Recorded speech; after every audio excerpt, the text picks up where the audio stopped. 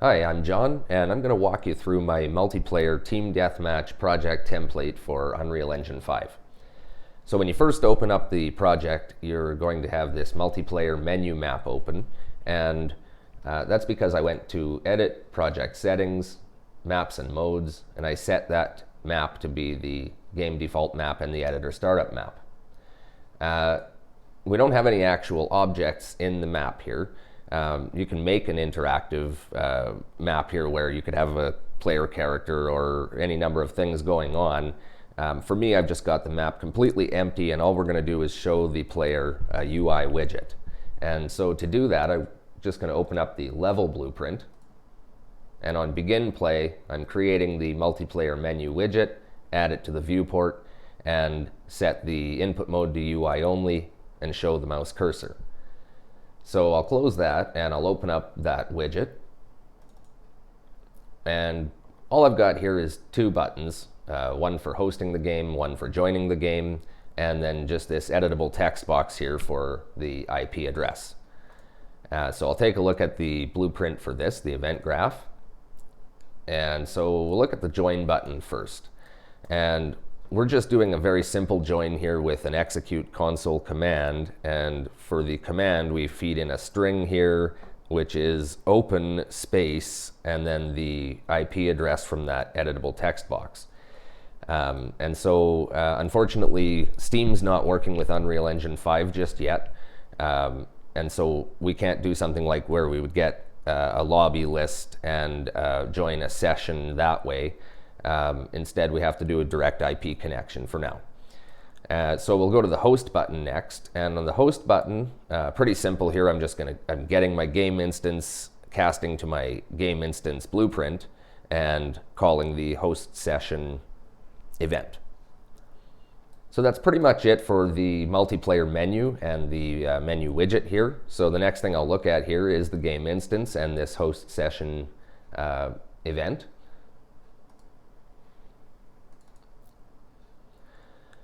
Okay, and so pretty simple here as well. Since we're not working with Steam or anything, we're not doing an advanced session, we're doing just a basic create session node.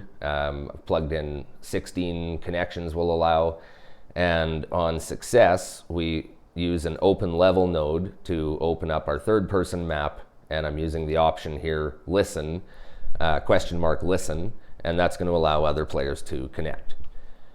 So that's pretty simple here, and that's all there is in the game instance blueprint. And just one more thing I'll show you about that. For the game instance, you have to go to project settings, search here for game instance, and you have to set your game instance class right here. So I've set mine, of course, to the Deathmatch game instance blueprint, and I'll close that. And next thing I'll look at here is the game mode. And so game mode is basically going to determine what happens when players start the game or join the game. And the first event that fires here is this event handle starting new player. And so what I'm doing in the case for a deathmatch game is team deathmatch is I'm doing a flip-flop between, so every time this event fires, it's going to alternate between pin A and pin B. And pin A sets the player's team to team blue, and B sets it to team red. And so I'll just take a quick second here to look at the player state so I can show you how we're doing this set team. And I'm using the deathmatch interface. So all an interface is just a way to communicate between different blueprints using messages and events. And so I've added the deathmatch interface to in class settings here. I've added it here under interfaces. I've added it to this blueprint, and I've also added it to the player state blueprint and a bunch of others. And so I'll show you that real quick here. First thing I'll do is open up the deathmatch interface itself. And so this is where you define the function names and the inputs and outputs that you're going to use in your interface calls. So we'll check out set team here. So I've made set team to have to take an input of a team name and a team color. And for the team name, I'm using an enum here, team names. So I'll look at that real quick. And this is very simple, just two members of this enum here, team blue and team red. Okay, so now that this interface function is defined, set team, I can, let's go to the player state here. Okay, so on this end in the player state blueprint, we have the event set team. And so when the game mode sends this message to the player state set team and sends the team name and color, the player state receives it and sets these variables here, team name and team color, to the values that it received. So that's pretty simple. And the next thing that happens here after the team gets set, we do a delay. It doesn't have to be 2 seconds, but you want to allow time for the player state to replicate before we're going to go ahead and read from it in the next step. So the next thing we do is call this spawn new player pawn, which is also a call from the interface.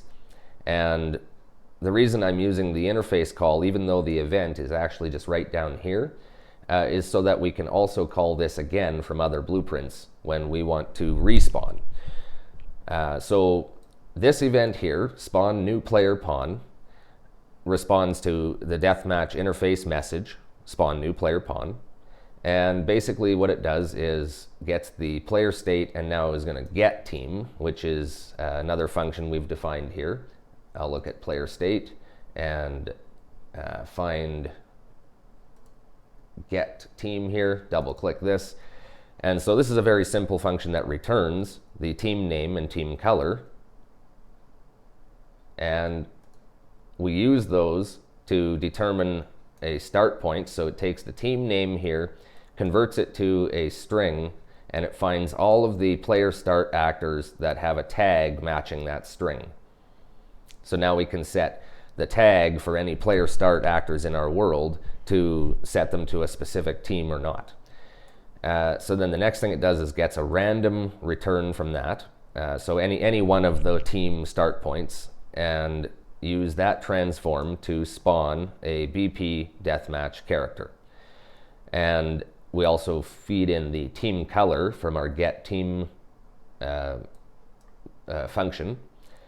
And so as soon as we spawn the character, the team color is already loaded up in that variable.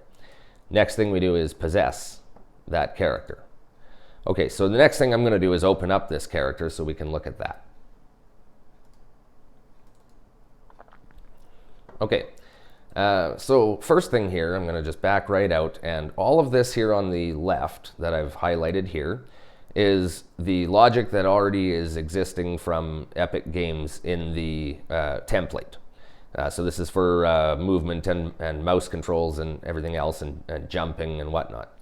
Everything over here on the right is the stuff that I've added. And so we'll take a look here. At the top here, we've got our event begin play, and this is where we set the color for the player. And so to set the color, we make a dynamic material instance using the male body material for the UE default character. And that material already has a built-in node called body color that's set to a parameter. So I can call this set vector parameter value, parameter name body color, and set it to the team color, which we loaded up when we spawned the character. So then we set the mesh to use this material instance, and that sets the player to the right color. Okay, next thing is I'm going to skip this part in the middle for just a sec, and we'll look here at the weapon firing. So to fire a weapon, it's left mouse button or F, and what we're going to do here is we check if the game is active, and I'll look at that in a minute here for when we look at the game state. But if the game is active, we call server fire weapon. So we're asking the server to please fire our weapon. And the server fire weapon event is right here, and it executes on the server.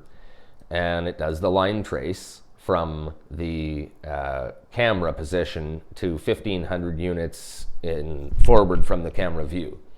And I'm just using that right now because we don't actually have any gun or animations that I'm using. I'm just making sort of a mock line trace here to imitate what you would do if you were actually doing a weapon firing. Okay, so we check if we actually hit anything from this return value. And if we did, then we check if the hit actor implements the deathmatch interface. And if it does, then we send a message of apply some damage to the hit actor. And we are going to apply a damage amount of 10, and we're going to send ourself as a reference to the damage causer. So the actor that receives this message knows who caused the damage. Okay, so that's pretty much the weapon firing event. And so remember, since this is the server, it's an execute on server event, the server is the one that ends up calling this apply some damage message. And so only the server then is going to respond to this message. And so further up here, we have the response event apply some damage. And when we receive that message, we're going to do a couple of things here. The first thing we do is reduce the health of the player. So for this, it's pretty simple here. For the character, I have just a health variable here, set by default to 100. So when the player spawns, you spawn with 100 health to start with. And if you take damage here, it's going to reduce your health by that amount. And it'll print out a little string here showing how much health you have left. And the next thing it does is check if your health is at or below 0, or in other words, you died. And if you died, then it's going to do these 3 events here. The first thing it does is multicast the ragdoll death. So this is just going to call a multicast that executes on all of the connected players. And for this character, it's going to set the mesh to use physics, simulate physics, set the capsule to no collision, and stop any movement immediately. And that's going to cause the ragdoll effect of the character falling to the ground. Next thing we would do is increase the player score and the team score. So for the player score, we just dragged off of the damage causer from the event here, and we get the player state of the damage causer and send a message increment player score. And so I'll just take a look again here at the player state blueprint and show you that.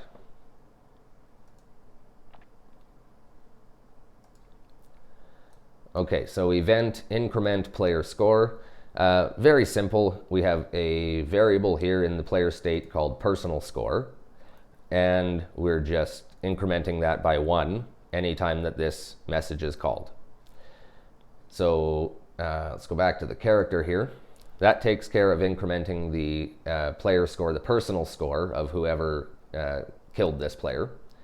The next thing we do is we call get team from the player state so we can see what team was that player on, and that's so that we can then go to the call in the game state to increment the team score, and we feed in the team name from get team. And so this is pretty simple as well, and I'll show you this now. I'm going to open up the game state. And the game state has this event here, increment team score, and it accepts an input of what team, and basically just does a switch here. And for team blue, increment the team blue score, and for team red, increment the team red score. And that's 2 variables we have here in the game state. And of course we have these other variables in here as well, which I'm going to be getting to, including the pre-match timer, the match timer, and the game is active Boolean. Okay. So I'll go back to the character real quick here, and that basically covers incrementing the scores. So when a character dies, we credit the damage causer and the damage causer's team. Next thing we do is handle respawning. So we do a delay here of 3 seconds. So we don't want to respawn the very instant that you die. You want to watch your character fall to the ground and die, and so I give 3 seconds for that to happen. And then we call that message in the game mode blueprint, spawn new player pawn. So we looked at that earlier. That was the spawn new player pawn event that spawns our character. Okay, so after spawning a new character, we do another 3-second delay before finally destroying the dead one. So you can still see your crumpled, fallen character on the ground for 3 seconds after you've respawned. And so a total of 6 seconds after you die, the actor disappears. Okay, and that pretty much covers the character blueprint. That's pretty well all that we have going on in here. So I'll close that, and we'll take a look here at the timers in the game state. So the game state starts, of course, when the game launches. When a host or first launches a server, this begins immediately. And so I've just got a very simple setup here where from begin play, the server only is going to set a timer, and it's basically just going to count down every 1 second. It's going to decrement the pre-match timer variable by 1. And so the pre-match time is just an integer variable here that I've set with a default value of 15. So you would set that to whatever you want your pre-match time to be, and you could even feed this in, let's say, from your main menu. Your multiplayer menu could set a variable in the game instance, and you could read from the game instance later to load up this value here. So you could set this in a menu setting, for example. I just have it set here to 15. So after 15 seconds has passed, the pre-match time will be less than or equal to 0, and this true event will fire, and it will set this boolean of game is active. And so any of the clients can read from this game state and get this game is active boolean to check at any time if the game is on.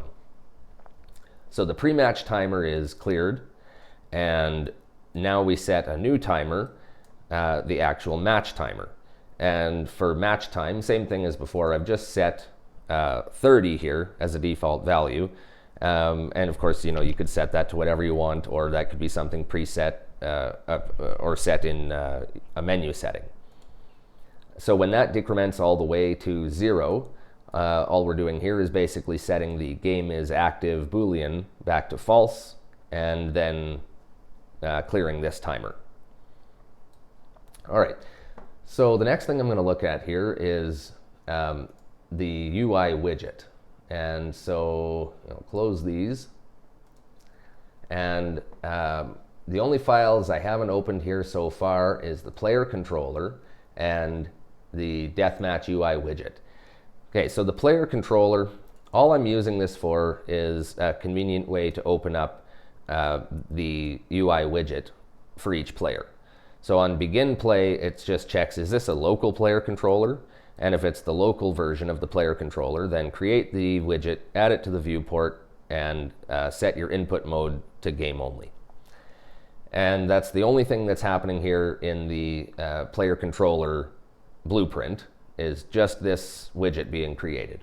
So I'll close that, and I'll open the widget. So this is the UI widget, and pretty simple here. I only have 4 different things that I can change here, and that's the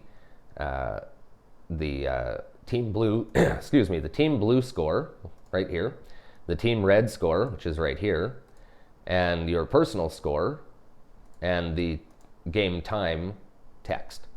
So those are the 4 values that need updating, and I have all of these bound. So what we'll do here is check out the bindings. Let's go to the graph. And so get player score text.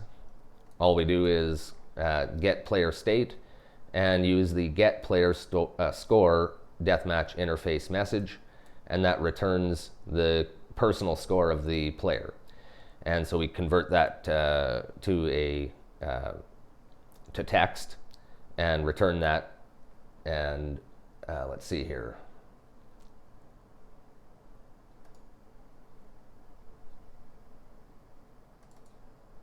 In the player state blueprint, I'll just open up the get player score function.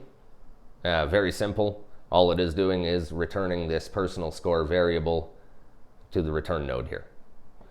Okay, and so same thing for the rest of these here. For the team score, this looks pretty well exactly the same. Instead of the player state, it's casting to the, sending a message to the game state, get team score, and that returns the home and the away score. That should say blue team and red team. Doesn't really matter.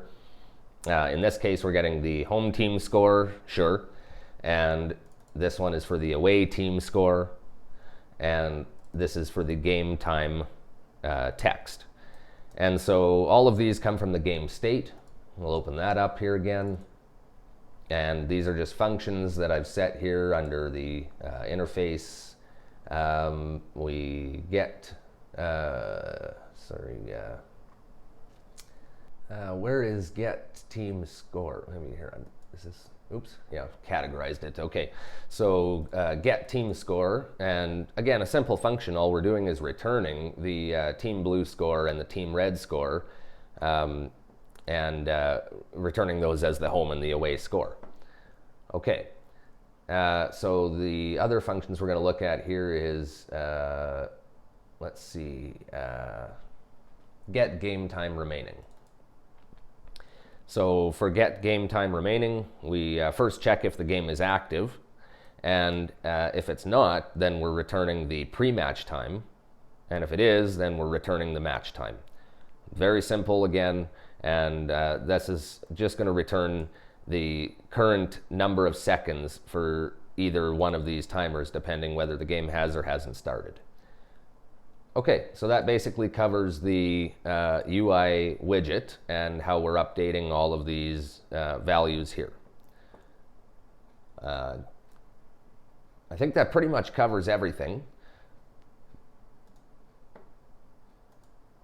We'll just play the game here. I'm going to host on this window and say open this one and join.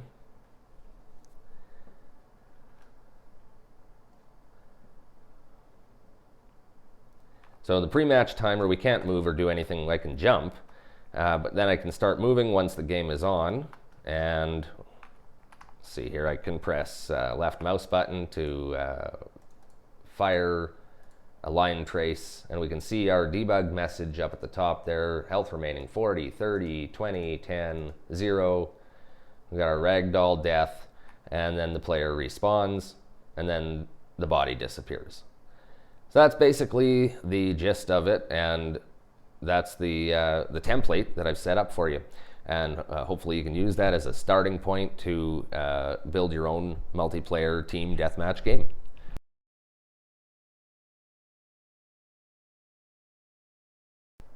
All right, well, thanks for watching, and we'll see you in the next video.